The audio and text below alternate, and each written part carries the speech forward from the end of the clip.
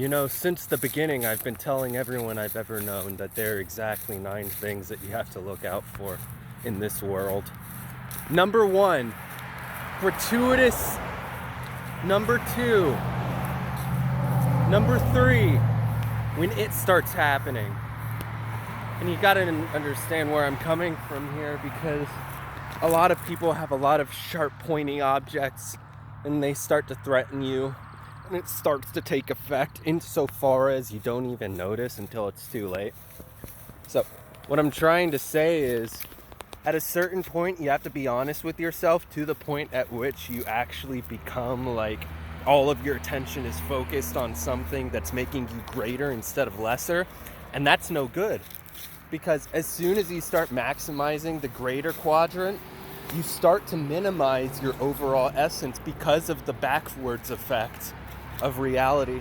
The backwards effect is basically what's responsible for things like John Lennon dying, and I'm not going to say the next point because I feel like the public community isn't ready to understand this, but eventually, like, a lot of fucking people start to take damage, and you have to use an AoE heal because you can't relate to these people on a personal, sort of one-by-one basis.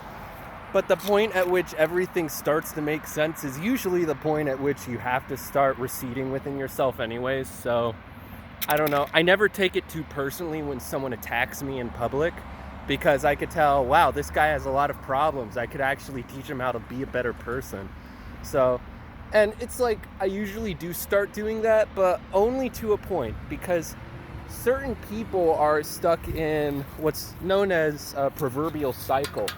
They think of themselves as being an object of their own understanding to the point at which they start to reconcile their own understanding in order to include themselves as a sort of savior God object, okay? And the problem with this is that eventually you have to look at these fucking people and you have to ask yourself, what does it mean to be a person? Can I be alive for much longer? And you look at people like this, and it becomes blatantly obvious after just a few seconds that they need to be controlled. So you start doing it to them to the point at which none of it matters anymore. And take me for example, right? I'm crossing the street, I'm crossing a road, and it's a pretty busy road. You've got cars out here and what have you, but at the end of the day, there's going to be someone who's going to hit you, when you least expect it. But that's not even the point. The point is, you have to be the one that heals yourself just to prove that you're an individual, And that's the thing about individuals. Individuals have power, but individuals also have compassion, right?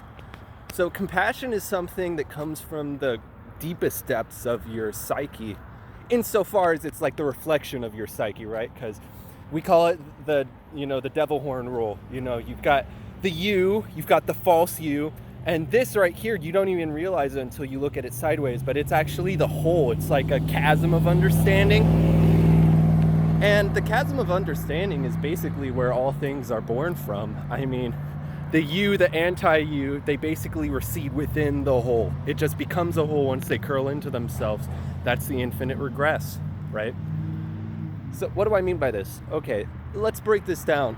So within 1 and 9, and these are basically the primordial glyphs of the being, you'll find certain things that often end up becoming a certain way within themselves. And I know it starts to become a little cliche after a while once you start to break down all the patterns and you can actually categorize them, catalog them, neatly file them away. But what's important is that you actually start to take the time to understand what it means to understand yourself, understanding the passage of time. But you might have noticed I just made a contradiction there, because time itself is of the essence. So if you're understanding something which is essential, doesn't that mean that you're negating it itself?